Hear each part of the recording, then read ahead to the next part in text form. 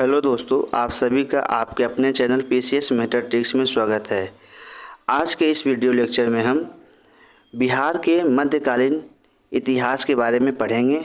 हमने इससे पहले बिहार का एक परिचय और बिहार के जो संबंधित प्राचीन काल का इतिहास है उससे संबंधित हमने सवा घंटे का एक लेक्चर लिया है।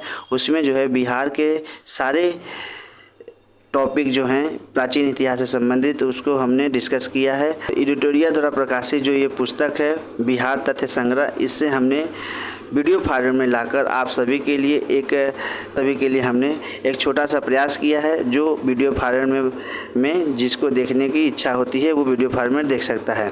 आज के इस वीडियो लेक्चर में हम मध्यकालीन बिहार के इतिहास के बारे में पढ़ेंगे। तो आइए चलिए देखते हैं मध्यकालीन बिहार का इतिहास।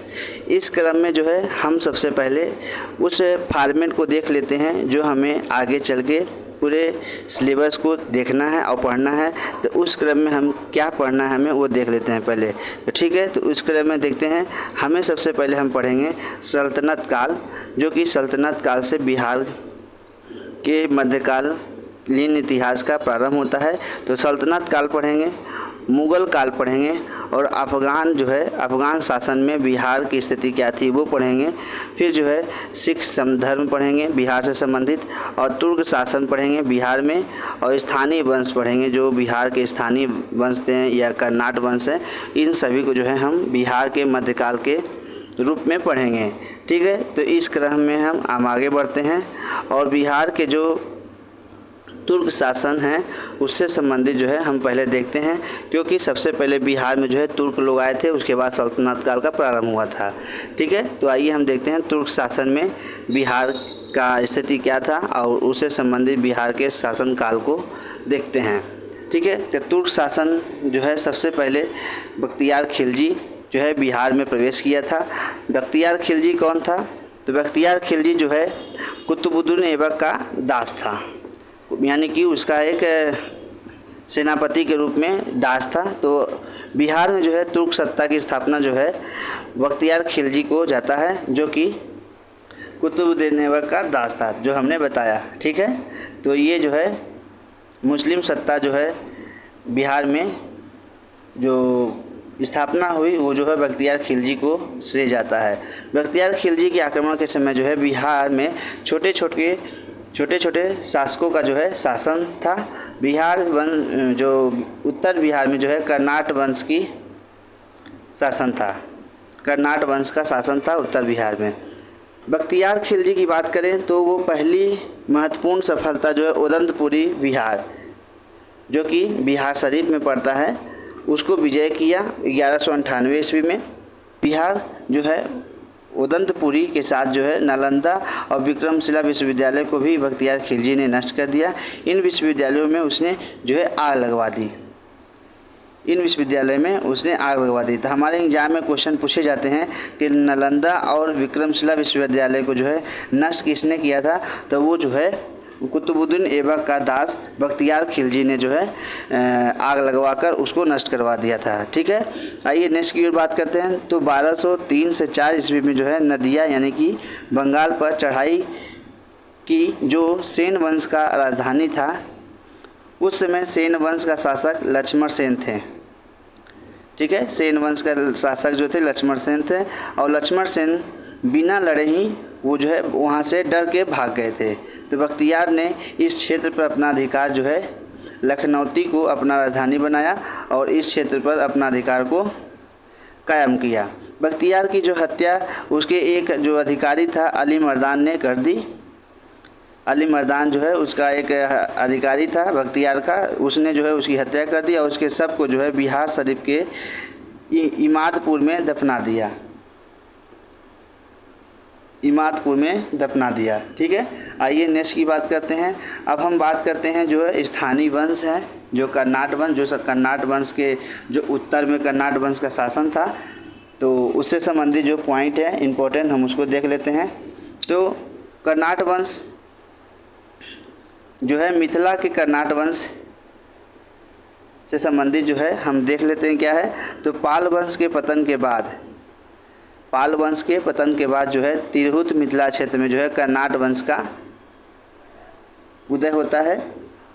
और इसके उदय के साथ ही जो कर्नाट वंश के संस्थापक थे नान्यदेव, ठीक है, सिमरावगढ़ को जो है अपनी राजधानी बनवाया, जो कि वर्तमान में नेपाल में अवस्थित है।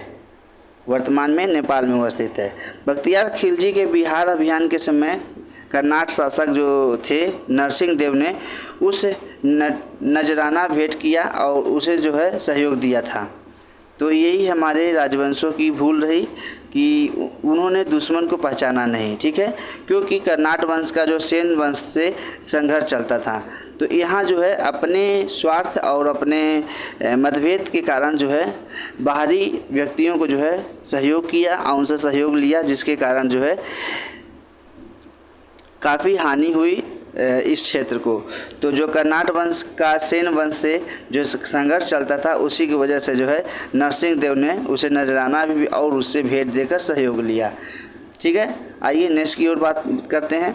तो नेक्स्ट जो है कर्नाट वंश पर जो है तुर्क सेनापति तुगरिल तुगन के अभियान की चर्चा जो है तिब्बती धर्मास्वामीन ने किया है। धर्मास्वामीन ने किया है। तिब्बती जो है, ये जो तिब्बती है, ठीक है। अब हम बात करते हैं जो दिल्ली के सुल्तान के साथ कर्नाट वंश का संबंध जो है नजराना और भेंट का था। नजराना भेंट का था, परंतु गियासुद्दीन तुगलक जो ने अपने बंगाल अभियान के क्रम में कर्नाट क्षेत्र पर विजय प्राप्त कर ली। तो वही है कि पहले दिल्ली के जो सुल्तान थे उसके साथ कर्नाट वंश के मैत्रीपूर्ण संबंध थे, यानी नजराना भेंट करना ये सब। और गियासुद्दीन सुल्तान जो है जब बंगाल की चढ़ाई करता है, बंगाल का अभियान जारी करता है 1324 से 25 में, तो इसी क्रम में जो है उसने जो है कर्नाट वंश को भी विजय प्राप्त कर लेता है। तो मित्र भी बनाओ तो सोच समझ के, कहीं आपको वो दुश्मन ना निकल जाए। तो इस प्रकार कर्नाट वंश जो है उसके चपेट से छिन जाता है। गियासुद्दीन का अभियान के समय जो है कर्नाट वंश का शासक जो था वो कौन था? हरि सिंह देव था। और हरि सिंह देव जो है समाज सुधारक भी था, ये भी एक बात करना है। तो वही समाज सुधारक था हरि सिंह देव, ये पॉइंट भी आपको ध्यान देना है, ठीक है। हरि सिंह इस वंश का जो है अंतिम शासक था और उसी के समय जो है पंजी प्रबंधन का विकास हुआ था। पंजी प्रबंधन का विकास हुआ था। इस प्रकार जो है हमने देखा कि जो है मिथिला का जो कर्नाट वंश था उससे संबंधित जो हमारे एग्ज़ाम में आने लायक जो पॉइंट थे उसको हमने देख लिया। आइए अब हम चलते हैं बिहार से संबंधित सल्तनत काल की ओर। तो सल्तनत काल में जो महत्वपूर्ण पॉइंट है उसको हम देख लेते हैं और हमारे एग्ज़ाम में जो आने वाले हैं उनको देख लेते हैं, ठीक है। तो दिल्ली के जो सुल्तान एवं बंगाल शासकों के बीच जो निरंतर चलने वाला संघर्ष में जो है बिहार लंबे समय युद्ध का अखाड़ा बना रहा, ठीक है। तो जो दिल्ली सुल्तान थे और जो बंगाल के शासक थे, इन दोनों में हमेशा निरंतर संघर्ष चलता रहता था और इन दोनों के बीच जो है बिहार जो है एक युद्ध के अखाड़े के रूप में हमेशा बना रहा, ठीक है। तो ये हमारे बिहार के लिए बहुत ही घातक सिद्ध हुआ। इल्तुतमिश दिल्ली सल्तनत का वो प्रथम सुल्तान था। कौन? इल्तुतमिश जो है प्रथम सुल्तान था जिसने बिहार पर अभियान किया और 1225 ईस्वी में बंगाल एवं बिहार पर अधिकार किया, परंतु यह अधिकार करके उत्तराधिकारी के समय खत्म हो गया, ठीक है। मतलब उसने जो है अधिकार किया लेकिन जो है उत्तराधिकार जो है उसके उत्तराधिकारी के समय ये खत्म हो गया, ठीक है। आइए नेक्स्ट की बात करते हैं। तो नेक्स्ट पॉइंट जो है तुगलक काल में जो है बिहार पर सुल्तानों का वास्तविक नियंत्रण था। तुगलक काल में जो है बिहार पर सुल्तानों का वास्तविक नियंत्रण था, लेकिन 1324-25 में गियासुद्दीन तुगलक ने कर्नाट क्षेत्र पर विजय प्राप्त की थी। 1324-25 में गियासुद्दीन तुगलक ने कर्नाट क्षेत्र पर विजय प्राप्त की थी। और वहीं फिरोज शाह तुगलक भी अपने बंगाल अभियान के समय बिहार आया और पटना गया से जो है उसके अभिलेख प्राप्त किए। पटना गया से अभिलेख प्राप्त किए और राजगीर के जैन मंदिर के अभिलेखों में उसके द्वारा अनुदान दिए जाने के भी प्रमाण मिलते हैं। ये कौन था? फिरोज शाह तुगलक, ठीक है। अगर हम बात करें तुगलक काल में तो बिहार की राजधानी जो है बिहार शरीफ थी उस काल में जो है बिहार शरीफ जो है बौद्ध धर्म का प्रमुख केंद्र हुआ करता था। बौद्ध धर्म का प्रमुख है बिहार शरीफ, ठीक है। तो ये बिहार शरीफ जो है नालंदा ज़िले में आज के समय पड़ता है, नालंदा ज़िले में बिहार शरीफ है, ठीक है। नेक्स्ट की बात करें तो तुगलक काल में बिहार के प्रशासकों में प्रमुख जो महत्वपूर्ण नाम मिलते हैं वो है मलिक इब्राहिम, जो है महत्वपूर्ण नाम मिलते हैं, जो कि मलिक बया कहलाते थे। ये मलिक बया, इनका मकबरा जो है बिहार शरीफ में पहाड़ी पर स्थित है। इनका मकबरा बिहार में पहाड़ी पर स्थित है और 13वीं शताब्दी के जो मध्य में मिनहाज की रचना जो है तबकाते नासिरी जो है बिहार नाम के उल्लेख के साथ मिलता है। तो इसके साथ जो है हमारा सल्तनत काल के जो महत्वपूर्ण पॉइंट है उसको हमने देखा। अब हम आते हैं अफगान शासन में बिहार की क्या रोल रहा है उसको हम देखते हैं। तो अफगान शासन में जो है सिकंदर लोदी ने 1495 से 1496 ईस्वी में दरिया खान नुहानी को बिहार का प्रशासक नियुक्त करता है, यानी कि प्रशासक नियुक्त करता है या राज्यपाल नियुक्त करता है, ठीक है। किसको? दरिया खान नुहानी को। इब्राहिम लोदी के बाद यानी उसकी मृत्यु के बाद दरिया खान नुहानी का पुत्र जो है बहार खान नुहानी ने स्वतंत्र सत्ता की घोषणा कर दी। दूसरी ओर अफगान शासक महमूद लोदी बाबर से बचने के लिए बिहार आ जाता है। महमूद लोदी जो है बाबर से बचने के लिए बिहार आ जाता है और बाबर ने 1529 ईस्वी में घाघरा युद्ध में बिहार के इन अफगानों को पराजित कर देता है। वहाँ से बचने के लिए बिहार आता है, लेकिन बाबर जो है घाघरा के युद्ध में 1529 ईस्वी में उसको पराजित कर देता है। और घाघरा युद्ध के बाद जो है शेर शाह के नेतृत्व में पुनः अफगानों का उदय होता है, ठीक है। तो पराजित कर देता है, लेकिन फिर बाद में जो है घाघरा युद्ध के बाद जो है शेर शाह के नेतृत्व में पुनः जो है अफगान अपने आप को उदय करते हैं, मतलब अपने आप को फिर उदय होता है अफगानों का, ठीक है। आइए हम अब बात करते हैं शेर शाह सूरी की। तो शेर शाह सूरी जो है एक अच्छे राजा के रूप में बिहार में कार्य करते हैं, जो कि उनका जन्म 1486 ईस्वी में हुआ था। उनके पिता का नाम जो है हसन खां था, जो कि सासाराम के जमींदार थे वो, ठीक है। शेर शाह जो है बचपन का नाम फरीद खां था। बहार खान नुहानी ने फरीद खां को शेर खां की उपाधि दी थी। तो ये पॉइंट आपको रखना, शेर खां की उपाधि किसने दी थी? बहार खान नुहानी ने दी थी। शेर खां ने नुहानी के पतन के बाद जो है बहार खां की विधवा जो थी दूदू बेगम से विवाह कर लेता है और बिहार क्षेत्र को जो है अपने अधीन कर लेता है। शेर खां ने 1534 ईस्वी में सूरजगढ़ की लड़ाई में बंगाल को जो है पराजित कर उसे अपने अधिकार क्षेत्र में कर लेता है। तो ये चीज़ आपको याद रखना है, 1534 ईस्वी में सूरजगढ़ की लड़ाई बंगाल को पराजित करके, ठीक है। नेक्स्ट है कि 1539 ईस्वी में चौसा के युद्ध में हुमायूं को पराजित करके शेर खां की उपाधि प्राप्त करता है वो शेर शाह। शेर खां की उपाधि पहले मिला था उसको, बहार लोहानी ने दिया था, नुहानी ने। अभी जो है 1539 ईस्वी में जो है चौसा के युद्ध में हुमायूं को पराजित करता है और उसने जो है शेर शाह की उपाधि धारण करता है। और 1540 ईस्वी में फिर एक युद्ध होता है कन्नौज यानी बिलग्राम का युद्ध, जिसमें हुमायूं को पराजित कर उसने जो है दिल्ली में सूर्यवंश की स्थापना कर देता है, ठीक है। इसी के बाद जो है हुमायूं यहाँ से चला जाता है और अगले 15 वर्ष तक जो है भारत में नहीं रहता है, ठीक है। फिर देखते हैं इसमें क्या। नेक्स्ट जो है 1541 ईस्वी में शेर शाह ने जो है पटना का दुर्ग बनवाया। पटना का दुर्ग जो है शेर शाह ने बनवाया और इस नगर को है बिहार की राजधानी के रूप में इसको आगे बढ़ाया, ठीक है। इसका वर्णन जो है अब्दुल्ला के तारीख़ दाऊदी में मिलता है। इस बात का वर्णन हमें कहाँ मिलता है? अब्दुल्ला के तारीख़ दाऊदी में।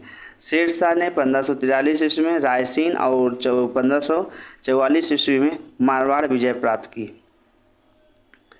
1544 में मारवाड़, ठीक है, और 1543 में रायसीन। तो ये सब पॉइंट जो है सन के साथ आपको याद रखने हैं, क्योंकि हमारे एग्जाम में ऐसे ही क्वेश्चन बनते हैं। 1545 ईस्वी में कालिंजर अभियान में गोला फटने से जो है उसकी घायल हो जाती है, बाद में उसकी मृत्यु हो जाती है, ठीक है, कालिंजर अभियान में। तो ये आपको याद रखना है कि किस अभियान में गोला फटने से उसकी मृत्यु होती है। तो कालिंजन अभियान में ये हमारे क्वेश्चन का मुख्य पार्ट है। ठीक है। नेक्स्ट की बात करें तो नेक्स्ट जो है, शेरशाह ने अपने जीवन काल में ही सासाराम में इंडो इस्लामिक स्थापत्य कला का आधारित जो है मकबरा का निर्माण प्रारंभ किया था। और शेरशाह की मृत्यु के बाद जो है उसका पुत्र जो था इस्लाम शाह ने इसे पूरा करवाया था। और कृत्रिम झील के मध्य स्थित इस इमारत आकार में अष्टकोणीय एवं लाल बलुआ पत्थर का जो है से इस्तेमाल करके निर्मित की गई है। तो ये चीज़ें आपको ध्यान रखनी है। शेरशाह ने बिहार में रोहतास किला बनवाया था। शेरशाह ने रोहतास किला बनवाया था और शेरशाह की जब्ती प्रणाली चलाई गई। शेरशाह ने जब्ती प्रणाली चलाई जिसमें जो है भूमि की माप के आधार पर लगान निर्धारण किया जाता था और बाद में जो है अकबर ने भी इसको अपनाया था। शेरशाह का शासन सुव्यवस्थित शासन प्रणाली के लिए बहुत ही प्रसिद्ध था। जैसा कि हमने पहले ही बताया था कि शेरशाह एक अच्छा शासक था। उसके संचार व्यवस्था, डाक व्यवस्था, सैन्य व्यवस्था और राजस्व व्यवस्था में व्यापक सुधार किए थे। तो जो हम लोग आज देखते हैं डाक व्यवस्था है, सैन्य व्यवस्था, राजस्व व्यवस्था, ठीक है, तो वो सब उसने जो है अपने शासनकाल में बहुत अच्छे से व्यापक सुधार के साथ कार्यान्वित किया था। शेरशाह का पुत्र जो है जलाल खां इस्लाम शाह की उपाधि के साथ गद्दी पे बैठा था। जलाल खां इस्लाम शाह, ठीक है। नेक्स्ट की बात करें तो बाद में जो है सूर्यवंश 3 भागों में बट गया और 1555 ईस्वी में मच्छीबार और सरहिंद के युद्ध में हुमायूं ने सिकंदर सूरी को पराजित कर सूर्यवंश का अंत कर दिया। तो जैसा कि हमने बताया कि 1940 के युद्ध के बाद जो है वो 15 वर्ष के लिए गायब हो जाता है। उसके बाद फिर जब आता है तो सिकंदर सूरी को पराजित करके सूर्यवंश की स्थापना को नष्ट कर देता है। अब इसी के बाद जो है मुग़ल काल का जो है प्रारंभ होता है बिहार में। और मुग़ल काल के बारे में जो है अब हम देखते हैं। मुग़ल काल में क्या है कि शेरशाह मृत्यु के कुछ वर्षों तक सूर्यवंश की सत्ता बनी रहती है, लेकिन वही 1555 से 56 ईस्वी में मुग़ल जो है पुनः आते हैं और हरा के पुनः मुग़ल वंश की यानी मुग़ल साम्राज्य का स्थापना कर देते हैं। और दिल्ली में मुग़ल राज की स्थापना के साथ ही बिहार में जो है ताज खां करारानी के नेतृत्व में एक अफगान राज्य का गठन हुआ है। ठीक है। ताज खां करारानी ने अकबर के प्रति सम्मान की नीति अपनाई, लेकिन उसके पुत्र दाऊद खां करारानी ने इसका विरोध किया था। तो ये आपको इम्पोर्टेंट पॉइंट के रूप में आपको याद रखना है। ठीक है। आइए नेक्स्ट की ओर बात करते हैं कि अकबर ने उसे दंडित करने के लिए स्वयं आक्रमण किया था। ठीक है। और 1576 ईस्वी में उसने जो है पटना को जीत लिया और दाऊद खां को पटना छोड़कर भागना पड़ा। ठीक है। नेक्स्ट बात करें तो दाऊद खां जो है बिहार का अंतिम अफगान शासक के रूप में सिद्ध हुआ, क्योंकि वहाँ से भाग जाने के बाद जो है अकबर वहाँ का नियंत्रण कर लेता है। ठीक है। 1580 ईस्वी में बिहार को मुग़लों द्वारा प्रांत का दर्जा दिया गया, यानी कि सूबा का दर्जा दिया गया। अकबर द्वारा मुनीम खां को बिहार का गवर्नर नियुक्त किया गया। अकबर द्वारा जो है मुनीम खां को बिहार का गवर्नर नियुक्त किया गया था। और अकबर के समय जो है राजा मान सिंह को बिहार का प्रांतपति 1577 ईस्वी से 1594 ईस्वी तक बनाया गया था। राजा मान सिंह को बिहार का प्रांतपति। ठीक है। मान सिंह के समय मुग़ल साम्राज्य बिहार में काफ़ी मजबूत हुआ था, मान सिंह के समय। ठीक है। अगर हम बात करें तो मान सिंह के समय रोहतास को बिहार की राजधानी बनाया गया था। मान सिंह के समय रोहतास को बिहार की राजधानी बनाया गया। और जहांगीर के समय छोटा नागपुर के क्षेत्र पर मुग़लों पर अधिकार स्थापित हुआ और इस क्षेत्र से मुग़लों को जो है हीरा और सोना जो है काफ़ी मात्रा में प्राप्त हुआ। जहांगीर ने 1621 ईस्वी में राजकुमार परवेज को बिहार का प्रांतपति बनाया। राजकुमार परवेज को बिहार का प्रांतपति जहांगीर ने 1621 ईस्वी में बनाया और इसके बाद जो है यह पद केवल राजकुमारों को ही दिया जाने लगा। ठीक है। तो इस प्रकार जो है मुग़ल शासन से संबंधित जो अकबर, जहांगीर और जो उससे संबंधित और जो शासक हैं हम देख रहे हैं। आप लोग वीडियो में बने रहें। वीडियो अगर अच्छा लगे तो वीडियो को लाइक करें, सब्सक्राइब करें चैनल को और इस वीडियो को अपने दोस्तों और ग्रुप में शेयर करें। ठीक है। आइए नेक्स्ट बात करते हैं औरंगजेब ने। औरंगजेब ने अपने जो पौत्र हैं राजकुमार अजीम को जो है 1702 ईस्वी में बिहार का प्रांतपति और सूबेदार नियुक्त किया और अजीम ने पटना का नाम जो है अजीमाबाद कर दिया। अजीम ने पटना का नाम जो है अजीमाबाद कर दिया और उसका जो है उसने सौंदर्यीकरण करवाया। ठीक है। अब मुग़ल काल के जो फर्रुखसियर थे, जो शासक थे, 1713 ईस्वी में पटना में अपना औपचारिक राज्याभिषेक कराया। वो पहला मुग़ल सम्राट था जिसका जो है राज्याभिषेक जो है बिहार में हुआ था। ठीक है। और शाह आलम द्वितीय का भी विधिवत राज्याभिषेक जो है 1761 ईस्वी में पटना में हुआ था। ठीक है। तो इस प्रकार बिहार में फर्रुखसियर और शाह आलम द्वितीय जो है बिहार में जो है राज्याभिषेक कराने वाले दो मुग़ल शासक थे। ठीक है। आइए नेक्स्ट की ओर बात करते हैं। औरंगजेब की जो मृत्यु होती है 1707 में, उसके बाद जो है कमज़ोर होती सत्ता में जो है बिहार जो है बंगाल का एक हिस्सा बन जाता है, यानी बंगाल का एक भाग बन जाता है। ठीक है।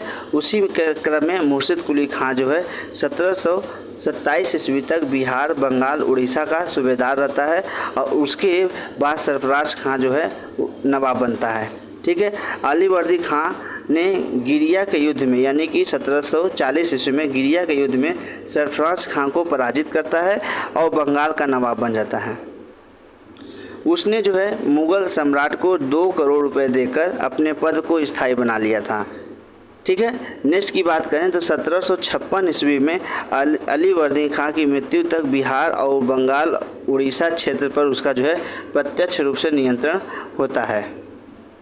ठीक है। तो इस प्रकार जो है हमने मुग़ल साम्राज्य से संबंधित जो महत्वपूर्ण तथ्य हैं, बिहार से संबंधित मुग़ल साम्राज्य के जो तथ्य हैं उसको हमने देखा।